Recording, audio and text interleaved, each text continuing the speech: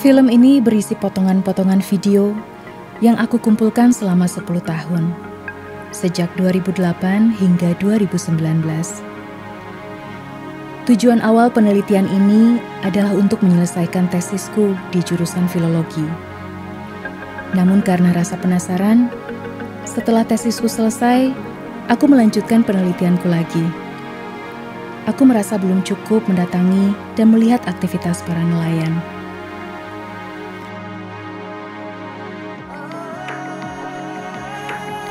Aku seperti sedang melakukan perjalanan dari sungai ke sungai dan muara-muara yang ada di sepanjang pesisir Pantura, khususnya bagian wilayah Cirebon dan Indramayu.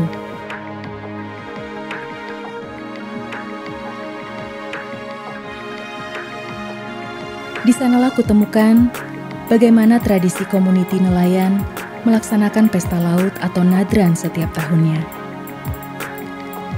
Selama pesta laut, nelayan libur melaut 1-3 hari penuh. Mereka berpesta dalam rangka bersyukur kepada semesta atas diberikannya rahmat dan hasil laut yang bisa menghidupi mereka.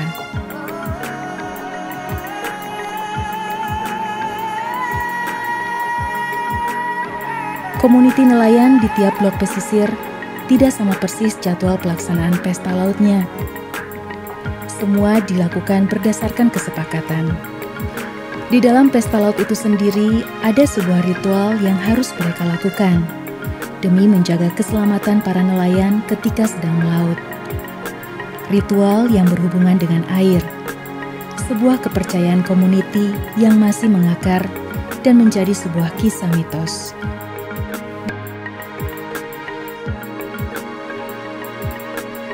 Di tengah laut mereka melarung sesajian atau persembahan. Diawali dengan berdoa dan diakhiri dengan membasuh diri.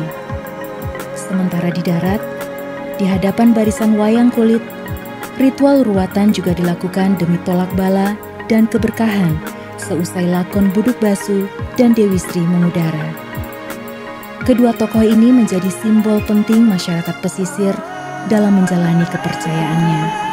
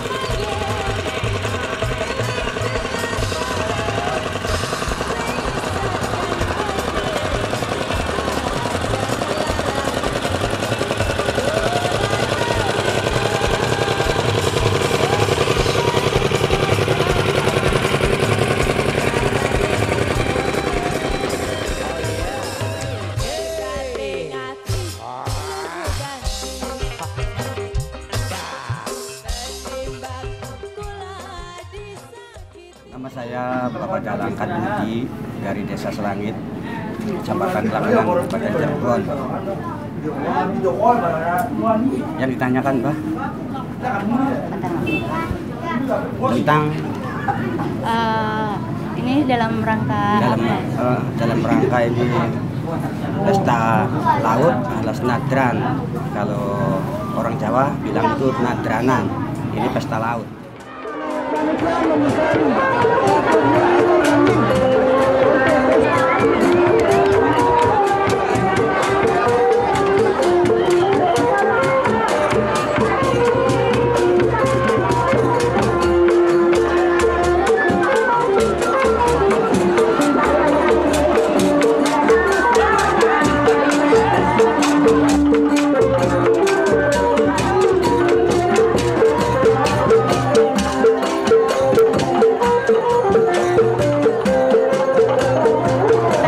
kalau lagi apa? Panen atau apa, Mak?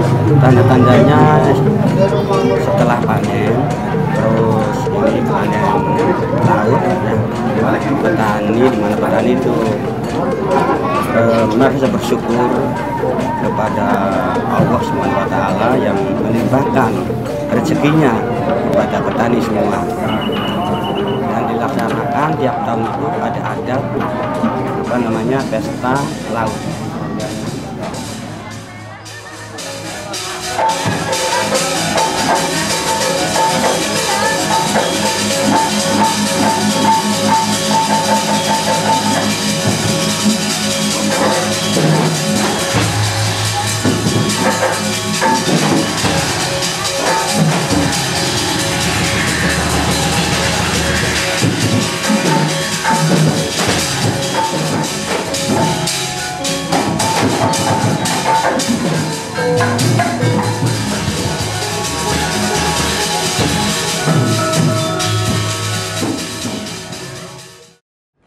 Acaranya ngapain aja, Pak? Pesta laut.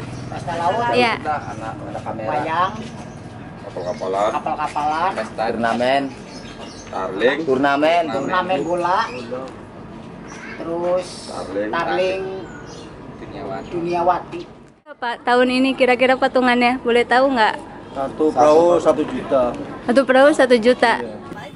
Ya kalau misalnya ada sponsor kayak misalnya sekarang ini Bismillah kan rokok, yang kemarin itu Jinggo ya, yang kemarin itu Jinggo ya, itu dapatnya dari sponsor aja. Dapat berapa, Pak? Dapat Ya. duit banyak, Pak? Ya kalau maksimal semuanya seluruh ujung utara sampai selatan itu 80 juta. Wah. Buat dipakai apa aja itu? Ya buat sandiwara. Sandiwara tuh berapa sih, Pak? Sandiwara paling 25. 25. Nah, buat wayang Wayang berapa? 15. Wayang kulit. Wayang kulit ya.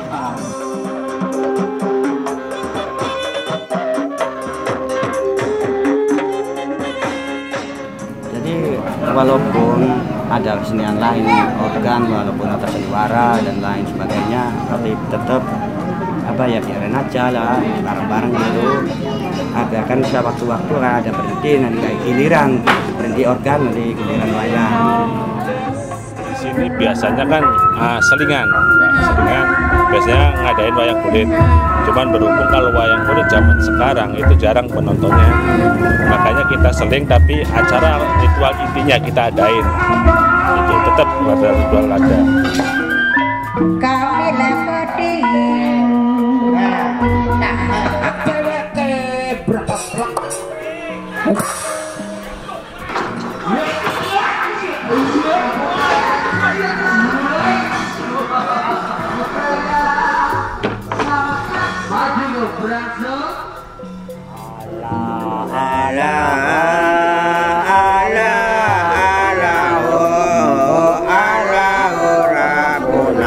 Ini sudah dari dulunya, Pak. Dari dulunya satu paket. Dengan adanya sedekah bumi, kalau sedekah buminya kan khusus untuk bagi para petani. Di sini khususnya banyaknya nelayan. Petani juga ada, makanya para juru kunci di Astana Gunung Jati ngadain sedekah bumi dan nadran.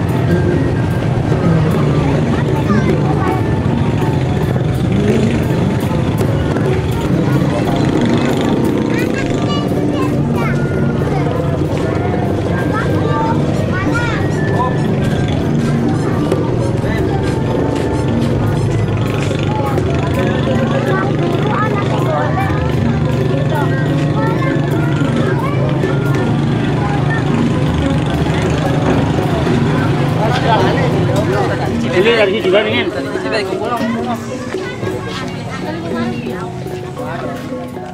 Mangga sasarangan kula sami-sami mengiring dalam rangka tasyakur syukuran pada Allah Subhanahu wa taala sesuai dengan sejarah para leluhur kita. Oleh karena bersyukur ini dalam rangka kita mengucapkan rasa syukur kepada Allah Subhanahu wa taala karena pada hari ini kita semua warga Bondet khususnya masih diberikan nikmat sehat, dan harapan kami semua agar semua dengan tasyakur ini Allah Subhanahu wa taala akan terus memberikan rezeki yang berlimpah pada kita semua.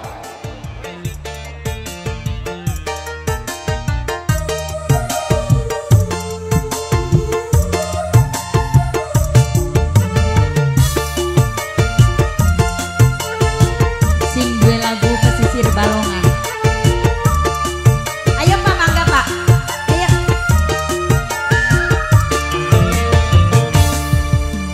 Sore midang dewek ning pesisir Balongan, nyawang ombak segara. Pesisir Balongan dadi saksi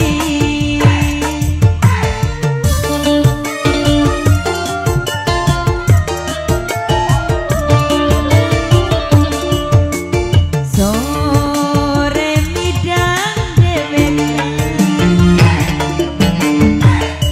ning pesisir Balongan, nyawang ombak segara. Pesisir Balongan jadi saksi. Pak bener-bener judulnya pesisir Balongan ya.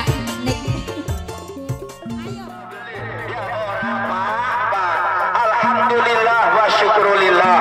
Dengan izin Allah Subhanahu wa taala, sekarang ini kita sudah nyampe di suatu tempat yang insya Allah tempat yang diridhoi oleh Allah Subhanahu wa taala.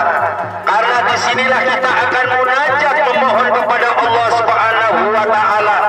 Mudah-mudahan masyarakat Ambulu, khususnya nelayan Ambulu Kulon dan umumnya semua yang mengikuti prosesi tasyakur pesta lain ini kabeh diberi panjang umurnya, amin. Diberkahi keselamatan, kesehatan, jumlah rezekine adob lainnya, amin. Alamiane, amin. Bisa membiayai putra-putri datang pendidikan, amin. Ana luwe bisa gawe umalan kendaraan ingkang mewah, Allahumma. Mudah-mudahan ana berkah oleh barokah. Barokah di dalam umure, barokah di dalam anak cucune, barokah di dalam kekeluargaane, barokah di dalam usahane, Allahumma amin. Barokah di dalam usahane, mudah-mudahan rezekinya lancar, amin. Barokah di dalam anak putune, mudah-mudahan anak putune dadi putra putri yang solihah, amin. Barokah di dalam kekeluargaan, mudah-mudahan kekeluargaan dadi keluarga yang harmonis, amin. Kemakrifah, penuh cinta kasih sayang, tolong menolong, selalu maaf-memaafkan, langgeng jodohnya minat dunia ilal akhirah, diberkahi rezeki sing akeh, Allahumma amin. Berkah di dalam umure, mudah-mudahan sisa umur kita digunakan untuk ibadah kepada Allah Subhanahu wa taala, amin. Menjalankan perintah-perintah Allah dan menjauhi larangan-larangan Gusti Allah. Al-Fatihah. Op. Tangan.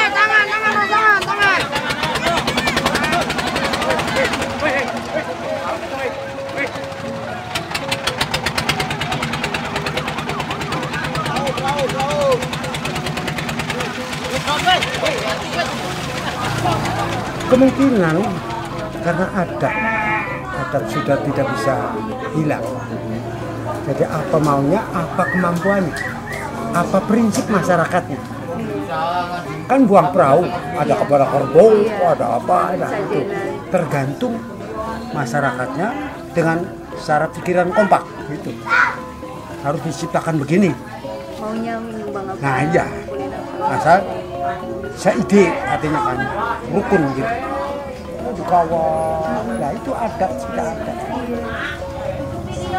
Kalau sudah di tengah, lepaskan. Minangka penghormatan atau umpan-umpan gitu. Sekedar umpan-umpan orang lautan. Menurut mitos nelayan di sini sih katanya buat ini buat jadi rajanya ikan jadinya. Raja ikan? Iya. Oh, beduk batu? Iya.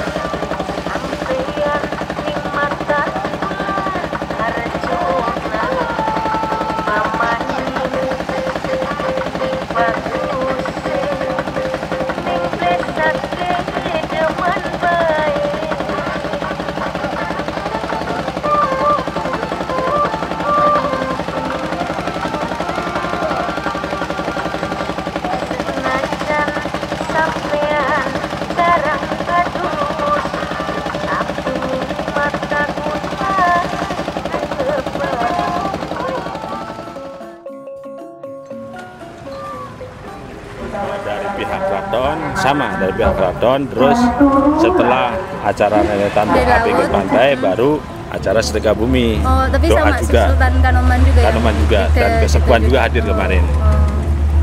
Itu di situ didoain, ada sesajinan. Ada ya ancakan atau bancakan itu. Ya? Makan bersama, dan kemarin sih ngundang para pusat kecamatan. Utamanya kan doa tolak bala. Ya. Pakai doa tolak bala, doa keselamatan. Tolak bala. Oh, doa tolak bala. Itu aja. Itu aja. Ya Pak. Pesta ya, pesta bumi, pesta laut kan, jadi alhamdulillah aman gitu. Orang aman, lancar. Ya, Pak. Itu acara yang terakhir. Nanti habis ini nanti ke sana apa? Pulang ya, nanti doa lagi sana.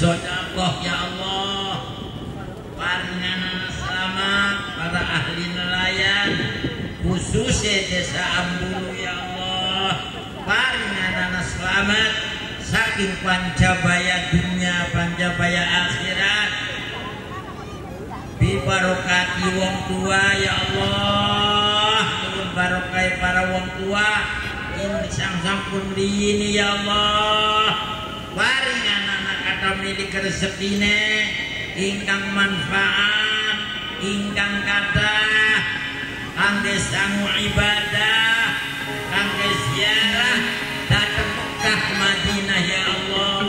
Mangga Allahumma sholli wa sallim ala sayyidina Muhammad.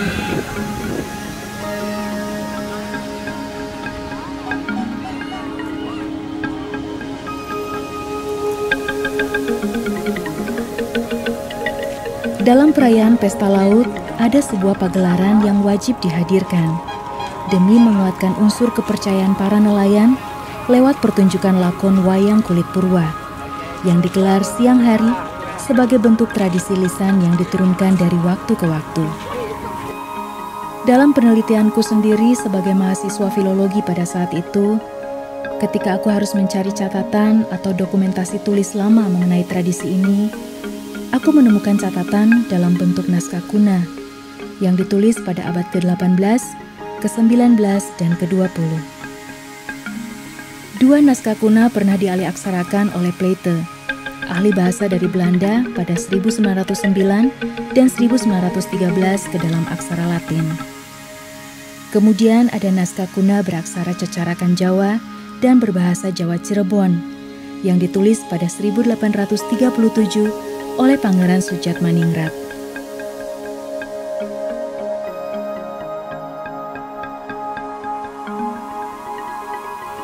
Isi naskah kuna menceritakan bagaimana tokoh Buduk Basu dan Dewi Sri bisa dipertemukan, namun berakhir kegagalan dalam perjodohannya, hingga kemudian keduanya bunuh diri, dan setelah dikuburkan, dari tubuhnya muncul tumbuhan dan hewan pangan.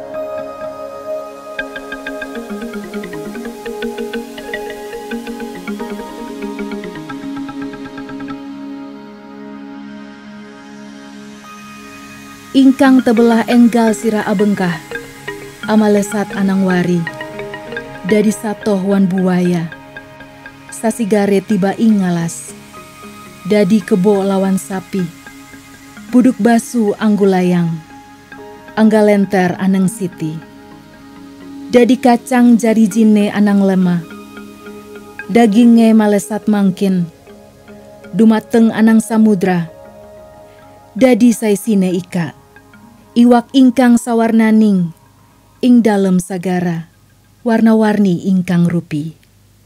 Satu gele tiba ing daratan, dadi sato alas warni, jriji kiwah dadi kungkang, lan sato lembing arupa. Matane dadi walang sangit, tiku cungur ama, untu ama yuyu mangkin. Kang kuping dadi iku jamur pun ika, gulu jaja kiwah iki, dadi sawarnaning lalap, kacang emes oyong cipir, kalawan pare yakang putih, pralimbur sakalian, wangsul surya aningali.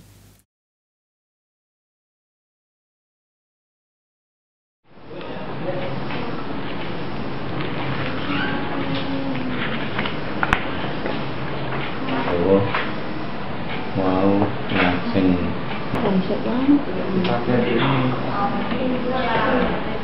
demi membolongkan matanya, mengorbankan huruf yang di belakangnya.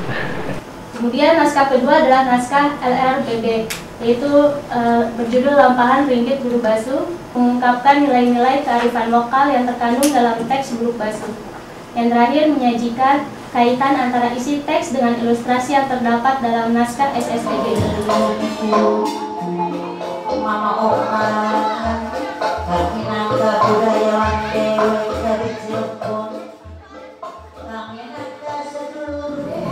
Setiap ada pesta laut atau di pesta desa ada desa, itu ada siang ada malam, dan siangnya khusus ceritanya khusus untuk Buduk Basu.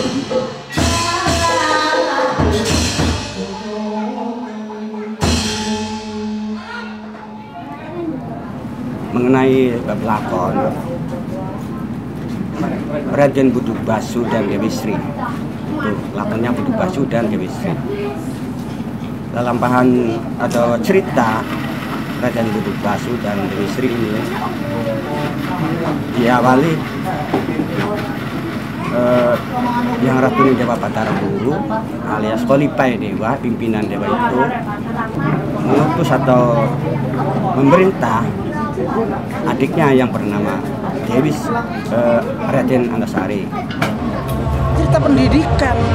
Jadi Sunan Kalijaga itu menceritakan Buduk Basu itu mendidik anak-anak muda supaya jangan melawan sama orang tua.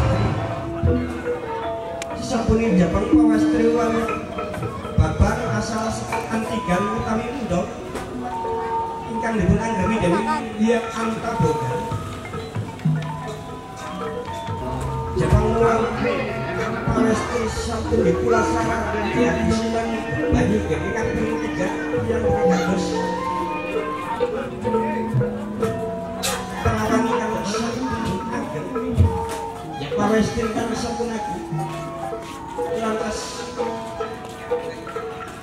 putri wal pawestri asal sekali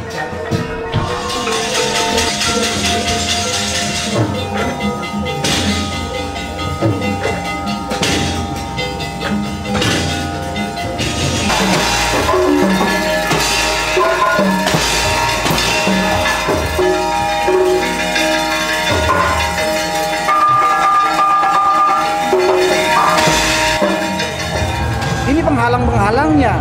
Jadi karena Buduk Basu itu sampai kapan juga penasaran. Oh gitu. Jadi sampai sekarang juga. Sampai sekarang juga penasaran. Jadi suka pengen deket-deket sama Dewi Sri gitu. Jadi kan berarti emang benar Buduk Basu tuh hama gitu. Hama iya. Hama. Kejadiannya hama karena penasaran dengan Dewi Sri. Sirinya itu pari, nah ininya hama. Kejadiannya hama. Terus nanti ada yang menanggulangi ama ini nantinya tetap saja Wisnu. Karena Wisnu dewa kebenaran. Nah, Buduk Basu sama juga dengan Betara Kala, dewa kesalahan. Karena pribadinya tuh penasaran. Penasarannya karena saya takung sama istri, misalnya saya cinta sama adik, belum nyenggol, belum apa, adiknya sudah nggak ada. Penasaran sampai kapan juga saya mati, biar saya juga penasaran.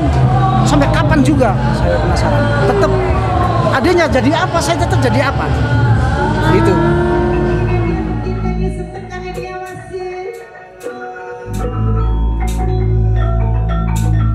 Karena dia apa ya?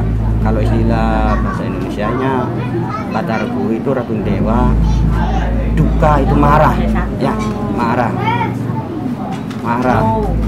Artinya mengucap yang tidak enak. Batargu marah sehingga Antasari jadi nantinya ini bisa menjadi luka. Seluruh badannya luka-luka penuh dengan korengnya. Terus dinamakan Raden Buduk Basu yang tadinya Raden Antasari. Nah, singkat yang cerita, nanti Raden Buduk Basu itu dikawinkan dengan Dewi Sri. Dewi Sri nanti menjelma jadi padi utawa beras. Raden Buduk Basu nanti berubah menjadi ikan. Semua yang ada di laut itu Buduk Basu asal usulnya. Jadi nanti setelah menjadi ikan dan menjadi nasi itu bersatu alias jodoh. Makanya itu ada lauk, ada ikan, ada nasi, pasti ada ikan.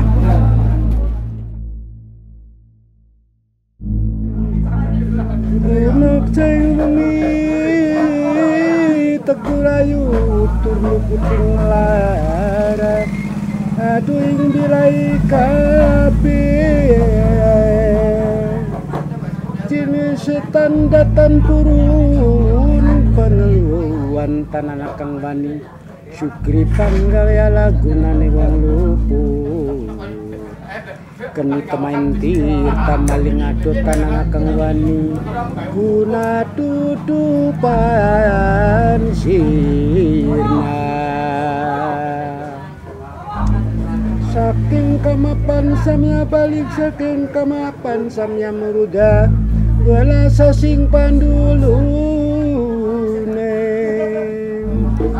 saking beraja luput di kapuk di paneriki seliring wisatawan satu galak tutup kayu agung lemah sangar suping landak punane wong lemah miring tapi bukane marah.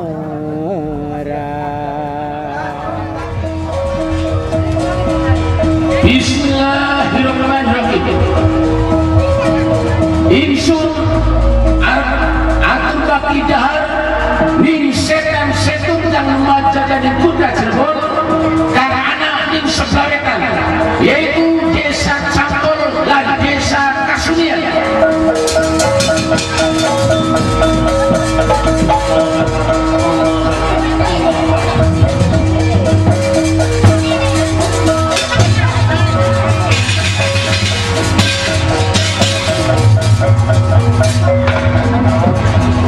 Bismillahirrahmanirrahim. Kula arep atur baki dahar ning setan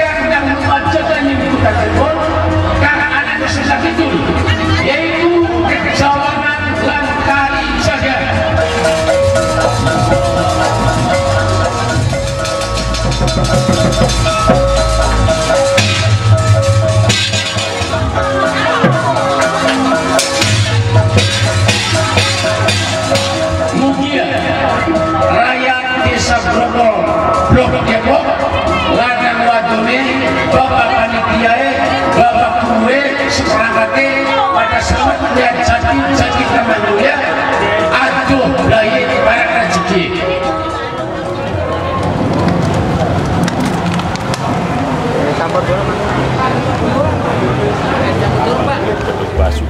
Beduk basuh lambang untuk mengusir penyakit dan untuk mendatangkan keberkahan.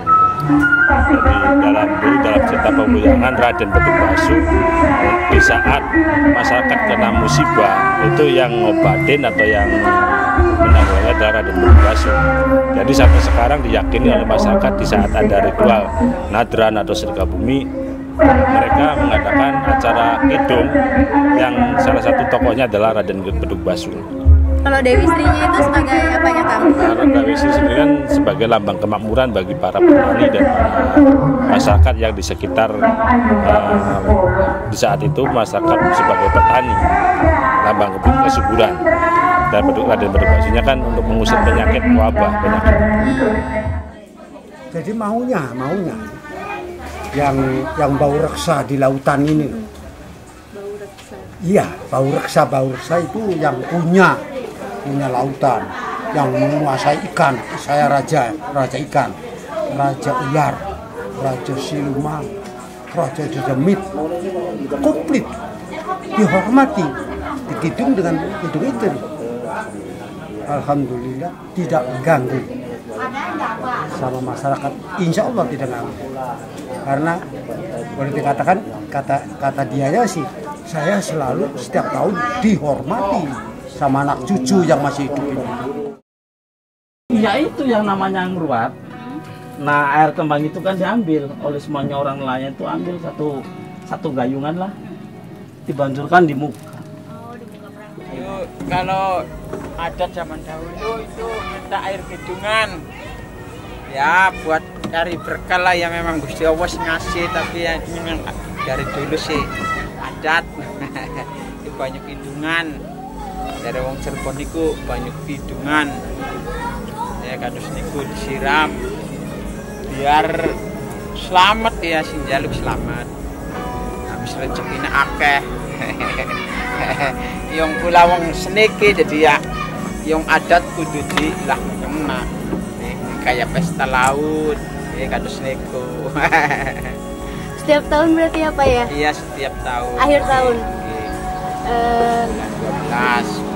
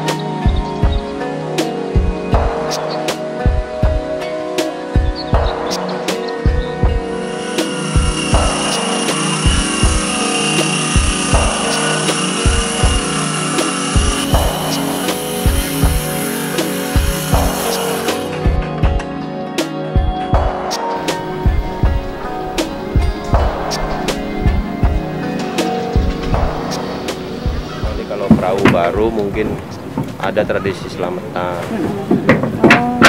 Malamnya juga di melek-melekin gitu. Nah di Meleki itu yang datang itu, nah mereka kasih tuh apa makanan, nasi segala macam. Nah sampai pagi jam 5 atau setelah subuh itu, nah mereka udah usap-usap tuh, termasuk potong apa ayam segala macam itu usap-usap. Nah sampai alat produksinya juga, alat kayak piring apa kan, sediaan dia di ke laut, nah baru dia diturunkan ke sungai. Nah termasuk memang ketika dia beraktivitas itu juga masih ada tantangan tuh. Saya juga pernah ngikut sekali itu. Ketika saya mau BAB itu, saya nggak boleh nongkrong, harus duduk. Saya nggak ngerti apa maksudnya. Nah terus yang nggak boleh ketika nelayan misalnya habis perbekalannya, termasuk kalau nelayan ketemu ya dia di atas laut ya habis ya, itu memang dia ngasih. Tapi ada syarat yang memang dia nggak kasih, misalnya apa paku katanya. Ya nggak boleh itu. Saya nggak tahu apa itu harusnya nggak boleh. Ketika orang minta paku, dia bilang mesti nggak ada. Termasuk juga ketika dia kena badai di tengah itu, yang dihadapi itu kan kadang angin puting beliung itu.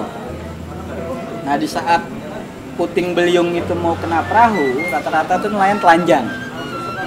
Dia harus buka baju, percayaan dia ya. Buka baju, begitu angin dekat perahu, biasanya ketika dia telanjang dia hilang gitu angin, atau langsung ke atas gitu bang, nggak ngerjang perahunya. Nah, di saat itu telanjang. Kalau penentuan harga ikan dalam pelelangan itu sebenarnya tidak ada patokan dari pemerintah sebenarnya. Cuman secara tradisi, secara apa, harga ikan tongkol misalnya udah segitu. Nah dalam menentukan harga di pelelangan misalnya dia cepat ngomong gitu, 2.400 kita juga kadang nggak ngerti. Nah memang bagi kita yang nggak ngerti, kadang juga paham juga. Nah tapi yang ngerti biasanya dia tahu juru lelang ini menyebutkan angka berapa. 20, 23, 14, 50, 60 ekor sini, 2.260 sini. Baik ini Kiko. 100 mana? 5 ibu turmi, 105 ibu turmi. Kawang si nomor telurnya gini 16 kilo, 16 kilo gini go. Gini 250, 250 raja, 250 raja, 14 kilo, kadang 14 kilo, 14 kilo gini go. Tujuan pelelangan itu kan sebenarnya mengamankan harga jual nelayan. Ya, biar harga itu adil, ya, sesuai. Nah, masalahnya banyak nelayan kecil yang saya kira mayoritas di Indonesia itu, mereka kan memang tidak bisa dia jual ikan itu langsung ke pelelangan karena hampir semua nelayan kecil ya, terutama itu dia berhutang kepada pengepul.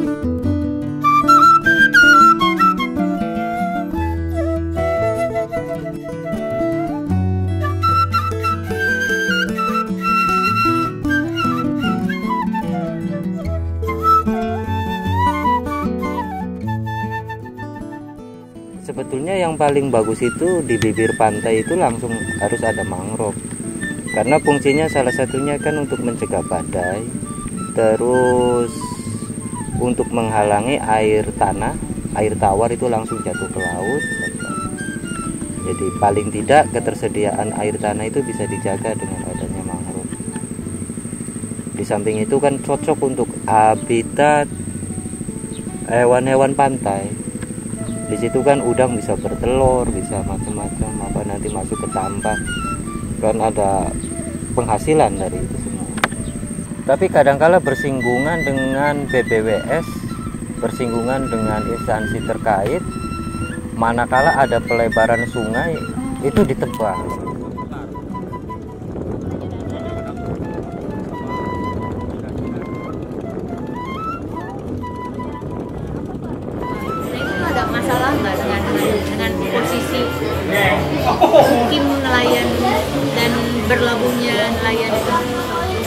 ya pasti ya.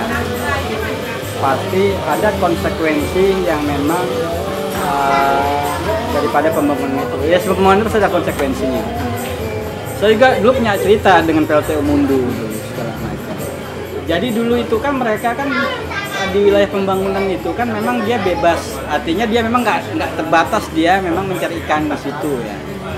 Tapi begitu ada pembangunan, jadi agak keganggu. Ya.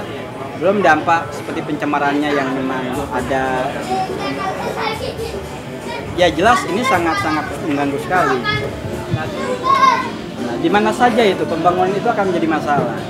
Saya belum lama tuh di Bali kan, nelayan yang dulu dia nyandar di Ngurah Rai, dia pindah ke arah Kuta. Nah di Kuta itu ada dibangun resort, nah, dia pindah lagi. Dari yang jumlahnya banyak menjadi mengecil. Nah, itu memang begitu banyak, termasuk di sini di Balongan.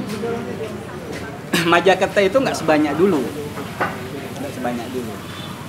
Tapi kan banyak. Kemudian itu tadi pembangunan itu kan disangkanya itu kan ada ekonomi yang meretas ke bawah. Sebutnya itu apa ya? Kalau istilah ekonomi apa? Trickle down efeknya itu. Jadi ada perusahaan terbukanya lapangan kerja gitu kan, sehingga mereka lupa akan identitas dia secara sosial budaya. Dia punya tanah, dia punya laut, dia punya perahu gitu ya, dia lupa. Nah sehingga dengan adanya itu, wah udahlah masuk Pertamina lah dengan ini, akhirnya mereka dijual tuh. Makanya kayak Balongan misalnya udah nggak ada itu tanah, sawah, semuanya udah ganti itu semua. Nah, termasuk di Majakerta, walaupun ada perahunya tapi jumlahnya kan udah nggak sebanyak dulu. Nah, ya ini dia pembangunan ini yang kemudian ya itu menunjukkan nelayan. Hampir semua kejadian-kejadian nelayan di Indonesia itu begitu semua.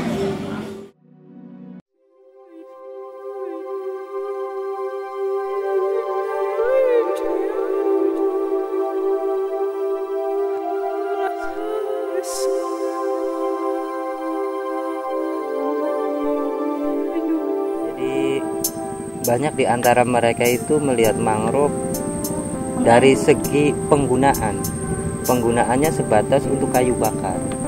Itu ya tingkat SDM seperti kami ya, ada masyarakat yang seperti itu ya harus dimaklumi kan. Sebetulnya kan dari semua stakeholder itu harus memberi penyadaran pentingnya mangrove. Yang jelas ditekankan pada kesadaran bahwa menanam itu kebutuhan kita sendiri, jadi tanpa harus ada yang nyuruh apa. Kayak seperti ini, nyari bibit sendiri, tanam sendiri, semai sendiri, itu tanpa menggunakan dana dari pemerintah. Itu patungan, beli aqua ya ayo patungan. Kalau bisa sih, kalau bisa bagi saya ya sebagai orang nelayan, kalau orang nelayan itu kan gak enak. Kalau bisa ya darat lah. Contohnya apa Pak? Hah? Ya contohnya kayak kita ini, kalau orang nelayan itu kan tantangan itu lebih besar. Kalau misalnya kerja di darat kan enak, walaupun gaji sedikit atau gimana lah, itu ya kalau bisa ya darat. Nanti kalau misalkan semua pada di darat nggak ada yang jadi nelayan? Ya pasti ada orang nelayan, pasti ada orang yang nggak sekolah, pasti kan jurusannya itu ya nelayan. Kalau anak yang sekolah sekarang kan misalnya lulusan SMA atau kuliah S1 itu kan carinya kan pasti kerja. Itu kebodohan orang lain itu ya itu. Ya karena orang tuanya tidak mendukung. Kalau anak sekolah itu nggak didukung. Kelas 1, kelas 2 SD kan kebanyakan kan anak-anak sini kan semuanya cari uang. Kecil-kecil udah cari uang. Jadi apa? Ya maksudnya kalau misalnya ini ya, saya datang dari laut. Nah, kalau biasanya cari apa kata orang sini tuh alang-alang, minta orang satu di sini, orang 4 kan kadang-kadang kan dapat 4 biji. Kan kalau dijual kan sampai 50. Laut itu bunda ya, harus dijaga dan dirawat. Jadi orang tua kita itu sudah sangat cukup menjaga dan merawat laut itu. Tinggal bagaimana ini harus diikuti oleh anak-anaknya dan juga cucu-cucunya. Kita tentu akan malu ketika kita anak nelayan, tapi kita tidak bangga menjadi seorang anak nelayan. Sejarah sudah membuktikan bahwa kita ini adalah negara maritim terbesar sedunia. Kita menjadi nelayan atau bangga menjadi anak nelayan atau kita melakukan aktivitas sebagai nelayan bukan semata-mata kita mencari hidup, tapi ini adalah way of life, ini adalah jalan kita, jalan kebudayaan kita yang harus kita pertahankan hingga anak cucu kita.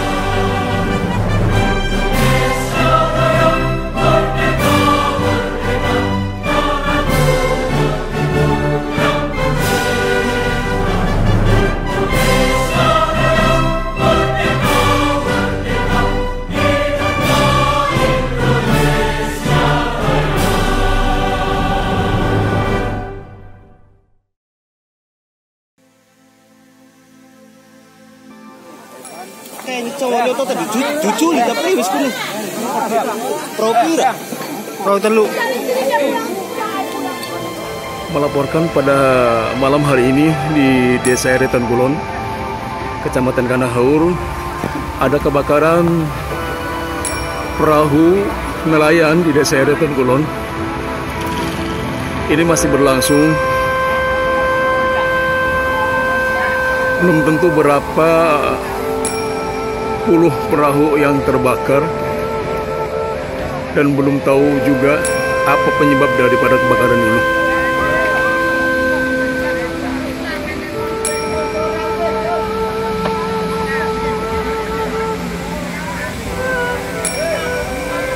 Sementara tim dari pemadam kebakaran belum datang.